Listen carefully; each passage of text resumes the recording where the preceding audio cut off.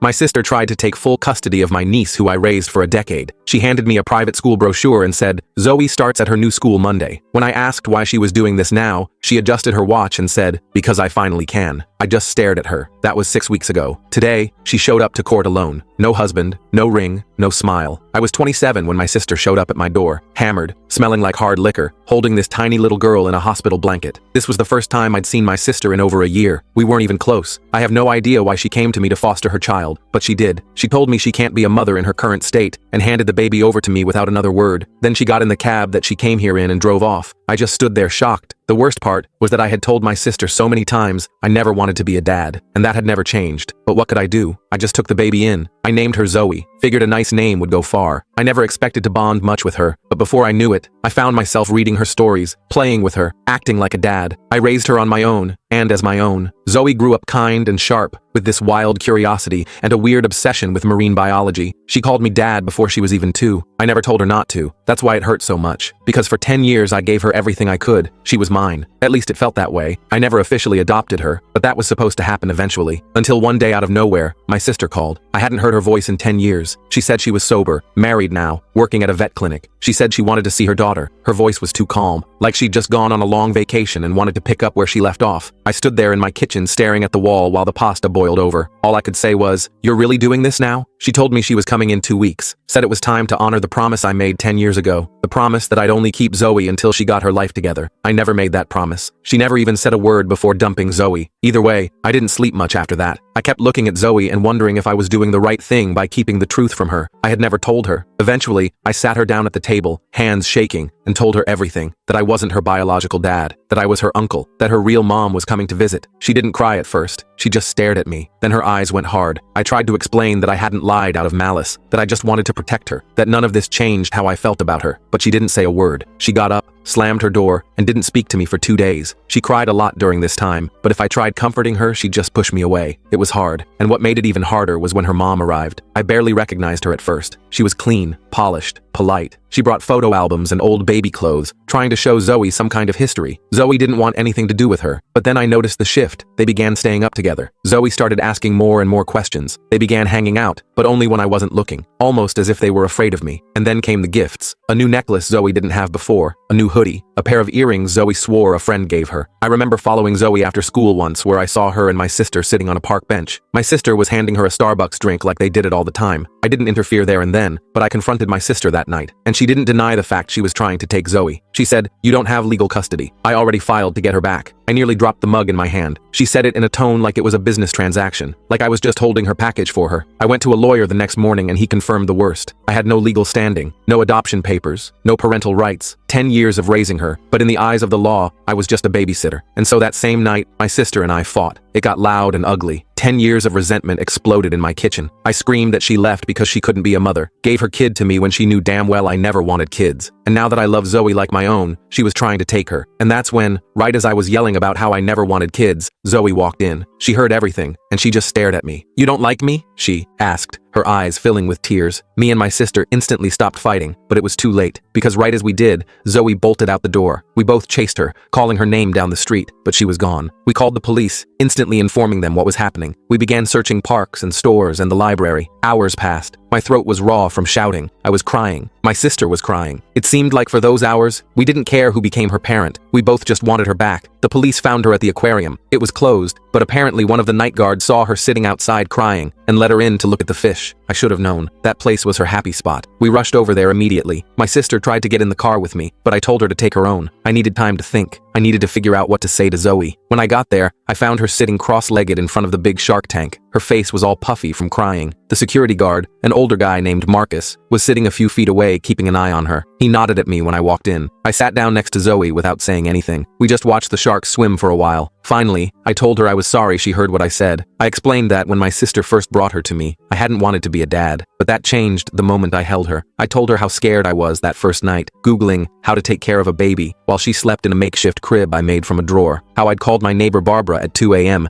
because I didn't know why she wouldn't stop crying. how I'd learned to do pigtails by watching YouTube videos. Zoe just kept staring at the sharks. Then she asked if I was going to let her mom take her away. My heart sank. I didn't know what to say. Legally, I had no leg to stand on, but I couldn't just tell her that. Before I could answer, my sister burst in. She rushed over and tried to hug Zoe, but Zoe flinched away. My sister looked hurt, then angry. She started saying how she was Zoe's real mother and how I had no right to keep them apart, how she'd made mistakes but deserved a second chance. The security guard, Marcus, looked uncomfortable and stepped away to give us privacy. I was about to argue back when Zoe stood up. She looked at both of us and said she wanted to go home. My sister smiled triumphantly, but then Zoe walked over and took my hand. My sister's face fell. She started saying something about court orders and custody rights, but Zoe just tugged on my hand and we walked out. The ride home was quiet. I knew this wasn't over. My sister wouldn't just give up, and legally, she had all the power. I needed to figure something out fast. The next morning, I called in sick to work. I made Zoe's favorite breakfast, chocolate chip pancakes shaped like fish. She seemed better, but still quiet. She went to school, and I spent the day researching custody laws. Everything I found was discouraging. Without formal adoption papers, I had almost no rights. My sister could take Zoe whenever she wanted. Around noon, my doorbell rang. It was my sister, with a man she introduced as her husband, Richard. They looked like they'd stepped out of a catalog. Matching sweaters, perfect hair. Richard had this fake smile that didn't reach his eyes. They asked to come in, and I reluctantly let them. My sister had brought paperwork, a whole folder of it. She spread it out on my kitchen table: birth certificate, medical records, school enrollment forms. She pointed out how her name was on everything as the mother, and how nowhere was I legally recognized as anything. Richard kept nodding along, occasionally adding legal terms I didn't understand. I felt sick. They were talking about Zoe like she was property. My sister mentioned something about being generous and allowing me visitation if I cooperated. Richard suggested I could see Zoe on holidays. They had it all planned out. They'd move her to their house in Portland next week. New school, new bedroom, already decorated, new life. They even had a puppy waiting for her. I just sat there, feeling more helpless by the minute. Then my sister dropped another beam. She pulled out her phone and showed me pictures of their house, Zoe's new room, the backyard with a swing set. Then she swiped to a picture of Zoe smiling with them at an ice cream shop, dated yesterday. "We've been meeting up with her for weeks," she said. "She's warming up to the idea." She was upset at first, but kids adapt. I felt betrayed. Zoe had been seeing them behind my back, but then I remembered the gifts, the Starbucks. My sister had been working on Zoe for longer than I realized. When they finally left, I sat at my kitchen table for a long time. I couldn't lose Zoe. She was my daughter in every way that mattered. But what could I do? I had no legal standing. My sister had all the documentation, and now she was trying to turn Zoe against me. I picked up my phone and called the only person I could think of who might help, my old college roommate Jamie, who was now a family lawyer in a neighboring city. I hadn't talked to him in years, but this was an emergency. He agreed to meet me the next day. When Zoe got home from school that day, she was different, quieter. She went straight to her room without our usual chat about her day. I made her favorite dinner, mac and cheese with little hot dog pieces cut up in it, but she barely touched it.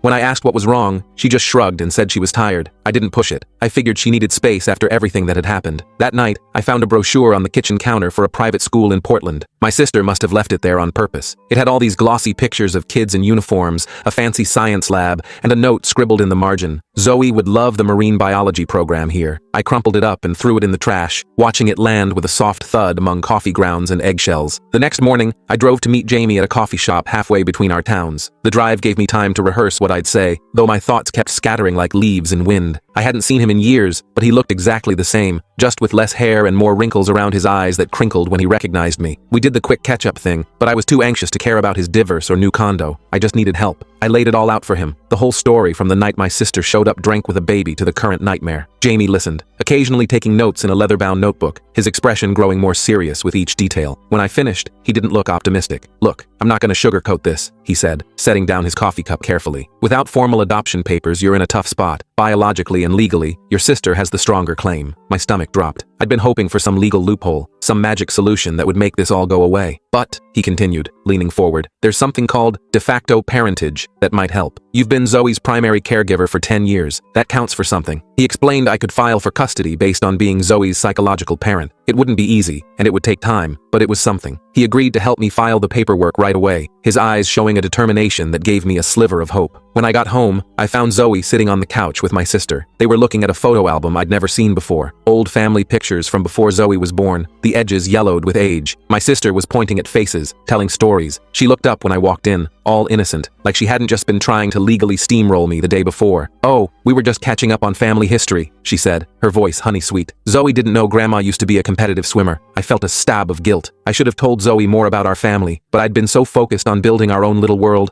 I'd kind of shut out the past, letting old memories gather dust in the corners of my mind. Zoe looked at me with confusion in her eyes. Dad, why didn't you ever tell me about Great Aunt Meredith's aquarium? Mom says she had like 50 fish tanks in her house. Dad. She still called me Dad. And Mom. That was new. My sister smiled smugly, tucking a strand of hair behind her ear, a gesture so familiar it took me back to our childhood fights. That night, after my sister left, I tried to talk to Zoe about everything. I asked her how she felt about possibly moving to Portland. She just shrugged and said, I don't know. They have a really cool marine biology program at the school there. And Richard said he could get me scuba lessons for my birthday. Richard. The stepdad she'd just met was already Richard, not Mr. Whatever. I felt like I was losing ground by the minute, watching sand slip through my fingers no matter how tightly I tried to hold on. The next few days were tense. My sister came by every day, always bringing something for Zoe. Books about ocean life, a fancy new backpack with embroidered sea turtles, once even a microscope that probably cost more than my weekly paycheck. I couldn't compete with that. I was barely making ends meet as it was, the stack of bills on my desk a constant reminder. One afternoon, I came home early from work and found my sister going through our mail. She jumped when I walked in, quickly putting down the stack of envelopes, her fingers fluttering nervously. Just helping organize, she said with a fake smile that didn't reach her eyes. You always were messy, even as a kid. I didn't believe her for a second. Later, I noticed several pieces of mail were missing, including a letter from Jamie I'd been expecting with some legal documents to sign. The empty space in the mail pile felt like a warning. I called Jamie immediately. He confirmed he'd sent the papers 3 days ago. They should have arrived already. When I told him my suspicions, he got real quiet, the silence stretching between us like a taut wire. Listen, he finally said, if she's intercepting your mail, that's a federal offense. But it's also a sign she's getting desperate. Be careful. Document everything. So I started keeping a log. Every visit, every gift, every weird comment. I installed a small camera in the living room. Nothing creepy. Just a basic security cam that would record if there was movement. I needed evidence if things got ugly. And they did get ugly. Fast. The next day, a social worker showed up at my door. A woman named Patricia with a clipboard and a serious expression. Her gray pantsuit as no nonsense as her close-cropped hair. She explained she was doing a home evaluation based on a report of concerning conditions. Someone had claimed I was neglecting Zoe. I was stunned. My house wasn't fancy, but it was clean and safe. Zoe had everything she needed. Maybe not the latest gadgets or designer clothes, but plenty of love and stability. I invited Patricia in, showed her around. She took notes, asked questions about Zoe's routine, checked the fridge, peeked in Zoe's room. She seemed satisfied that everything was fine, but said she'd need to interview Zoe separately. When Zoe got home from school, Patricia talked with her alone in her bedroom for about 20 minutes. I paced the hallway the entire time, imagining the worst. The floorboards creaked beneath my feet as I moved back and forth,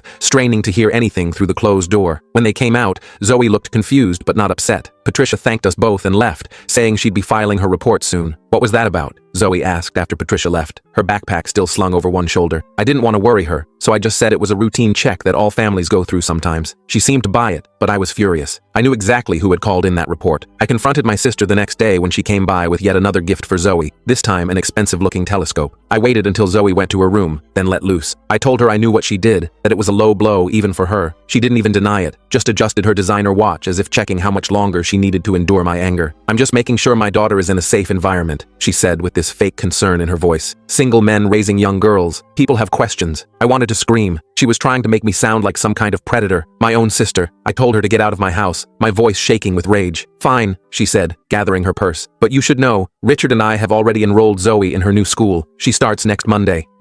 That was 5 days away. They were planning to take her in 5 days. The timeline hit me like a physical blow. I called Jamie in a panic. He told me to stay calm, though I could hear the urgency in his voice too. The paperwork for our custody case had been filed. He'd sent a second copy directly to his office for me to sign after the first one mysteriously disappeared. But these things take time. We wouldn't get a hearing for at least a couple of weeks. They can't just take her, right? I asked, pacing my kitchen. I mean, they need some kind of court order? Jamie hesitated, and that pause told me everything before he even spoke. Technically no, since your sister is the biological parent and there's no custody order in place. She could legally take Zoe at any time, but that would look bad for her in court. It would show she's not considering Zoe's emotional well-being. That wasn't reassuring at all. I decided I needed backup. I called Barbara, my neighbor who'd helped me figure out how to care for baby Zoe all those years ago, teaching me how to change diapers, how to check if formula was too hot, how to soothe a colicky infant. She'd been like a grandmother to Zoe ever since. I also reached out to Zoe's teachers, her best friend's parents, anyone who could vouch for our relationship and the stability of her life here. Meanwhile, my sister was working overtime on Zoe. She started picking her up from school before I could get there. They'd go for ice cream or shopping, and Zoe would come home with new clothes or toys, her eyes bright with excitement. One day she came home with a phone, a brand new iPhone that my sister had gotten her, sleek and expensive in its glossy case. Mom says I need it for when I move to Portland, she told me, not meeting my eyes, so we can text and stuff. I felt like I was being erased, piece by piece, my role in her life slowly being painted over. That Friday, I took a day off work and went to Zoe's school. I talked to her teachers, the principal, the school counselor. I explained the situation, asked them to be aware that only I should be picking Zoe up from now on. They were sympathetic, but said without a court order, they couldn't prevent her mother from taking her. Their hands were tied by legal realities I hadn't prepared for. When I got home, I found my sister sitting on my couch, flipping through a magazine as if she owned the place. She had a key. I never gave her a key. "Where did you get that?" I demanded, pointing at the key in her hand, its metal catching the afternoon light. "Zoe gave it to me," she said casually, "in case of emergencies." I told her to give it back. She just laughed and dropped it in her purse with a dismissive flick of her wrist. "Look," she said, "this doesn't have to be so difficult. Richard and I are willing to be generous. You can visit Zoe in Portland whenever you want. We have a guest room. You'll always be her uncle." Uncle, not dad. Uncle. Like the last 10 years meant nothing. Like all the nightmares I'd soothed, all the fevers I'd monitored, all the school projects I'd helped with were just babysitting services. I was about to respond when my phone rang. It was Jamie. I stepped into the kitchen to take the call, my heart pounding. "We got lucky," he said, his voice energized. "Judge Casey agreed to hear our emergency motion on Monday morning. She's known for being fair in these cases." Monday, the same day my sister planned to take Zoe. It was going to be close, a race against time with my daughter's future as the prize. I went back to the living room to find my sister gone. She'd left a note on the coffee table, taking Zoe for dinner and a movie. Don't wait up. Her handwriting was the same loopy style I remembered from childhood, when she'd leave notes on my door telling me to stay out of her room. She hadn't even asked me, just took my daughter and left. I tried calling Zoe's new phone, but it went straight to voicemail, her voice sounding strangely formal in the recorded message. They didn't come back until after 11. I'd been sitting in the dark, worried sick, imagining them halfway to Portland already. When they finally walked in, Zoe was wearing a new jacket with a price tag I didn't want to think about, and looked tired but happy. My sister gave me a smug look and said they'd had a girls' night. I wanted to yell, but not in front of Zoe. I just told Zoe it was way past her bedtime and she needed to get ready for bed. She hugged my sister goodnight, a long, tight hug that made my chest hurt, and went to her room, her footsteps dragging with fatigue. My sister lingered by the door. "We had a good talk tonight," she said, adjusting her designer scarf. "Zoe's excited about Portland. She's a little nervous, but I told her change is good for kids, builds character." I couldn't hold back anymore. I told her she had no idea what Zoe needed, that she'd been absent for 10 years, that she couldn't just waltz back in and play mom when it suited her. She listened with this patronizing smile that made me want to scream. "You know what's funny?" she said when I finished. "You keep talking about what's best for Zoe, but have you asked her what she wants? Because I have, and she told me she's curious about living with her real mom." That hit me like a punch to the gut. Had Zoe really said that? Or was my sister manipulating her, manipulating me? The doubt crept in like cold water, seeping into every crack. The weekend was tense. My sister came by both days, taking Zoe out for hours at a time. I tried to get some one-on-one time with Zoe, but she was distant, distracted, her mind clearly elsewhere. On Sunday night, I noticed her suitcase was out. There were clothes folded neatly inside, arranged with a care I'd never seen in her usually messy room. "Are you packing?" I asked, trying to keep my voice steady, leaning against her doorframe. She nodded, not looking at me. "Mom says I should bring my favorite stuff. The rest we can get new in Portland." I sat down on her bed, the mattress sinking under my weight. "Zoe, do you want to go to Portland?" She shrugged, still not meeting my eyes. "I don't know. Maybe. They have a really cool aquarium there, and Mom says their house has a pool. But what about your friends here? Your school? What about—" I hesitated, my throat tight. "What about me?" She finally looked at me, her eyes confused and sad. "Mom says I can visit you on holidays, and you can come see me sometimes." I felt like I was losing her already. I told her we had to go to court tomorrow, that a judge was going to help decide what was best for her. Her eyes widened, a flash of fear crossing her face. "Like on TV? Do I have to talk to the judge?" I assured her she probably wouldn't have to talk to anyone, that it was mostly for grown-ups to figure things out. She seemed relieved, but still worried, biting her lower lip the way she always did when anxious. That night, I could barely sleep.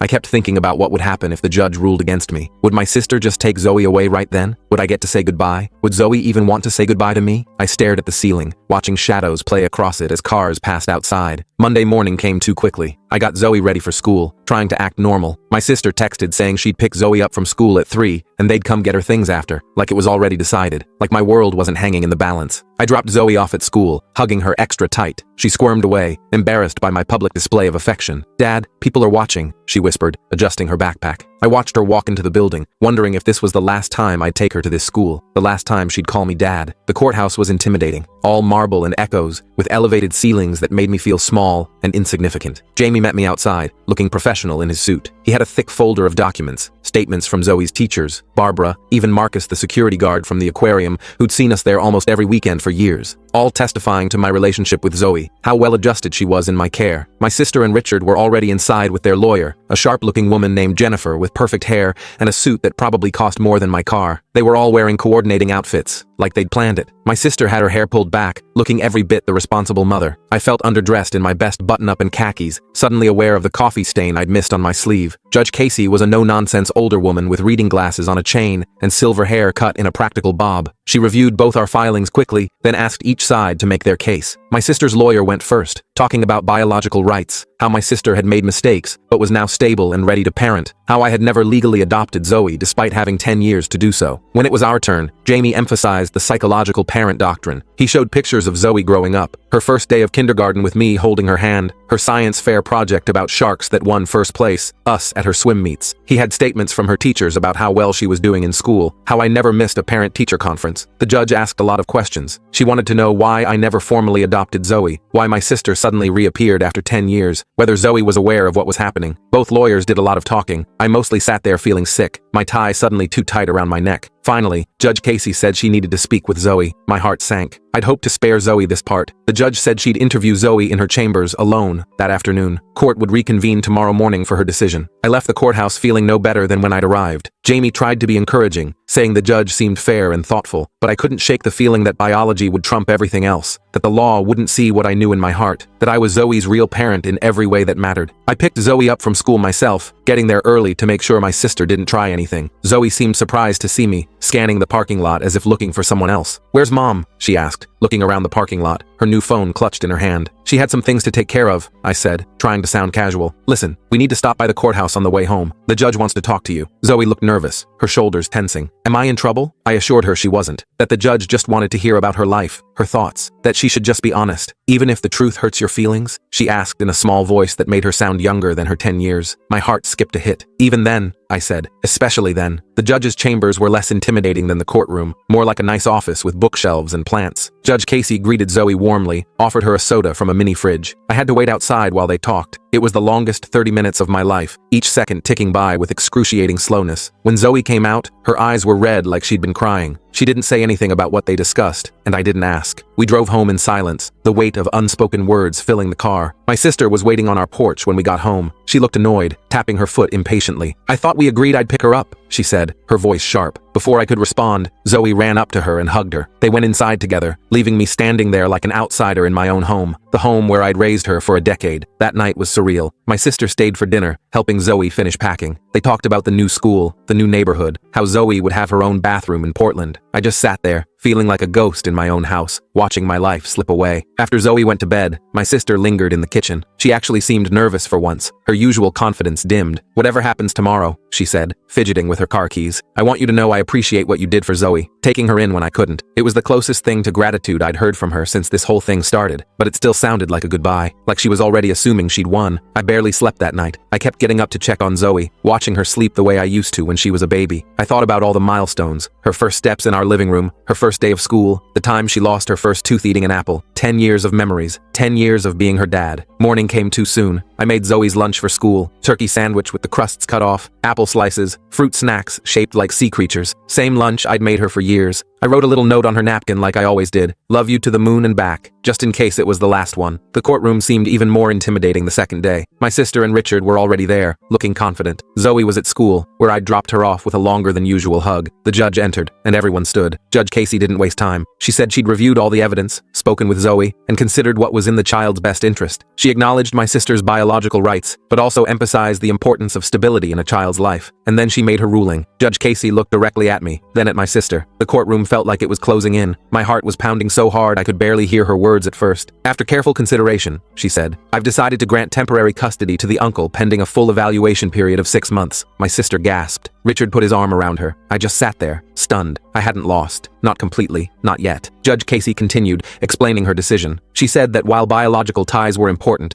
Zoe's stability and emotional well-being had to come first. She ordered family counseling for all of us, and said my sister would have regular visitation rights. After 6 months, we'd come back to reassess. "This isn't over," my sister hissed at me as we left the courtroom. Her eyes were red and puffy. She's my daughter. I'll fight for her until my last breath. I believed her. This wasn't a victory, just a postponement. I had 6 months to figure something out, to make sure Zoe stayed with me permanently. Jamie patted me on the back and told me this was the best outcome we could have hoped for. I wasn't so sure. Picking up Zoe from school that afternoon was weird. I didn't know what to tell her. How do you explain to a 10-year-old that a judge decided where she gets to live? I ended up just saying that she'd be staying with me for now, but would still see her mom regularly. She seemed confused but didn't ask many questions. That night, my sister called. She was calmer now, her voice steady. She said she wanted to work out a visitation schedule. Every weekend, she suggested. I countered with every other weekend. We settled on every other weekend, plus Wednesday dinners. It felt like we were dividing up property, not arranging time with a child. The first month was rough. Zoe was confused and moody. She'd come back from visits with my sister full of stories about all the fun things they did, all the places they went. I couldn't compete with trips to the zoo and shopping sprees. I just kept doing what I'd always done, making her lunches, helping with homework, being there. Our first family counseling session was a disaster. The therapist, Dr. Karma, tried to get us to talk about our feelings. My sister cried about how she'd made mistakes, but deserved forgiveness. I tried to explain how I'd been there for 10 years while she was gone. Zoe just sat there looking miserable, picking at a loose thread on her jeans. After the session, Dr. Karma asked to speak with me alone. She told me Zoe was feeling caught in the middle, torn between loyalty to me and curiosity about her mother. She suggested I try to be more supportive of Zoe's relationship with my sister, no matter how hard that was for me. But she's trying to take her away, I said, my voice breaking a little. Right now, Zoe feels like both of you are trying to take her away from the other, Dr. Karma replied. She needs to know it's okay to love both of you. That hit me hard. I'd been so focused on fighting my sister that I hadn't considered how it was affecting Zoe. I decided to try a different approach. The next time my sister came to pick up Zoe for their Wednesday dinner, I invited her in for coffee first. She looked suspicious, but accepted. We sat at the kitchen table, the same one where we'd had that explosive fight weeks earlier. This time,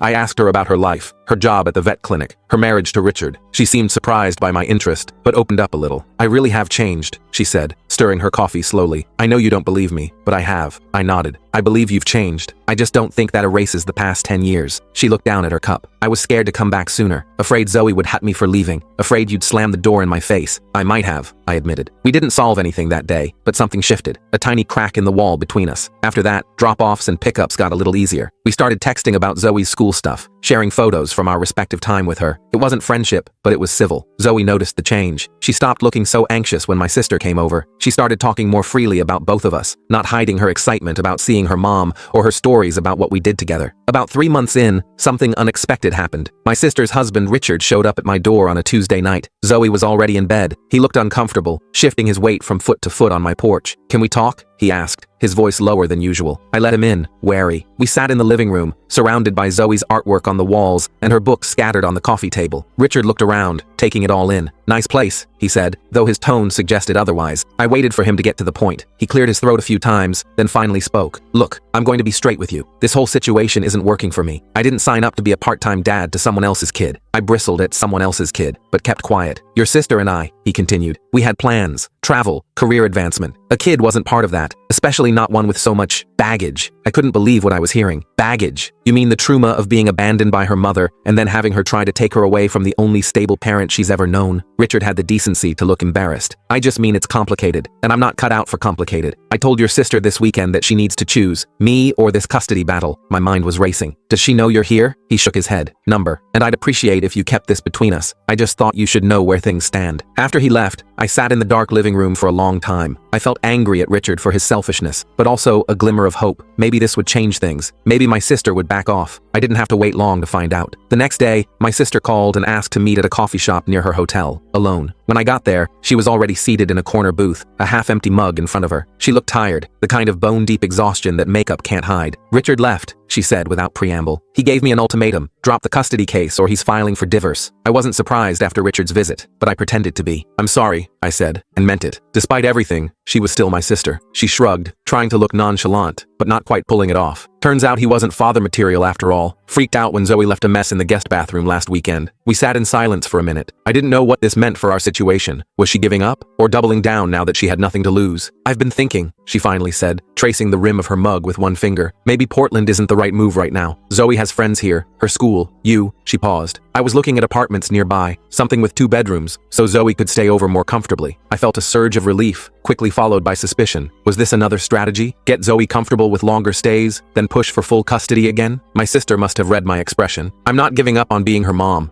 she said firmly. But maybe I need to earn that title back, not just claim it because of DNA. It was the first time she'd acknowledged that her relationship with Zoe needed to be rebuilt, not just legally enforced. I didn't fully trust her sudden change of heart, but it seemed genuine. Over the next few weeks, things shifted again. My sister found an apartment about 15 minutes from our house. She got a job transfer to the local branch of her vet clinic. She started volunteering at Zoe's school, helping with the science fair. She was putting down roots, making an effort to fit into Zoe's life, rather than uprooting her. Our counseling sessions got better too. Dr. Karma noted the improvement in our communication. Zoe seemed happier, less torn. She started calling my sister Mom more naturally, not like she was trying it out or saying it to please her. She still called me Dad, with the same easy affection she always had. The 6-month evaluation period was almost up. Jamie advised me to document everything, the positive changes, my sister's integration into our community, Zoe's improved emotional state. We were preparing for our return to court, but with a different goal now. Instead of fighting for exclusive custody, we were working toward a formal co-parenting arrangement. The night before our court date, Zoe asked if she could talk to me. We sat on her bed, surrounded by her stuffed sea creatures and science posters. She seemed nervous, fidgeting with her favorite shark plushie. "Dad, are you and Mom still fighting over me?" she asked, her voice small. I shook my head. "Not anymore, Zozo. We're trying to figure out how to both be in your life in the best way possible." She nodded, thinking this over. "I was really mad at you for not telling me about Mom sooner, and I was mad at her for leaving me. But Dr. Karma says it's okay to be mad and still love someone." "Dr. Karma is pretty smart," I said, smiling a little. "I want to stay living with you," she said suddenly, the words rushing out. "But I want to see Mom a lot too. Is that okay?" I hugged her tight, relief washing over me. "That's more than okay, kiddo. That's exactly what we want too." The next day in court, Judge Casey seemed pleased with our progress. My sister and I presented a J-int custody proposal. Zoe would continue living primarily with me, with regular overnight visits with her mother. Holidays would be shared, major decisions would be made together, and most importantly, we'd continue family counseling to keep communication open. Judge Casey reviewed our proposal carefully, asked a few questions, then approved it with a smile. "This is the kind of outcome I always hope for," she said. Two parents putting aside their differences for the good of the child. As we left the courthouse, my sister surprised me by giving me a quick hug. "Thank you," she whispered, "for taking care of her when I couldn't, for being a better parent than I was ready to be." I nodded, not trusting myself to speak. 10 years of resentment didn't disappear overnight, but something had healed between us. A bridge rebuilt, shakily at first, but growing stronger. That weekend, we had our first family dinner. Me, Zoe, and my sister. We ordered pizza and watched a documentary about deep-sea creatures that Zoe had been dying to see. It wasn't perfect. There were awkward moments, old tensions bubbling up occasionally, but there was laughter too, and a sense of possibility. Later, after my sister left and Zoe was in bed, I sat on the couch looking at old photos on my phone. Baby Zoe in my arms, toddler Zoe taking her first steps, school-age Zoe with missing front teeth. 10 years of memories, with more to come. Different now, with my sister in the picture, but not ending, not lost. I never wanted to be a dad. Life gave me no choice. But sitting there in the quiet house, listening to Zoe's soft snores from down the hall, I couldn't imagine any other path. Sometimes the things we don't choose end up choosing us, and sometimes that turns out to be exactly right.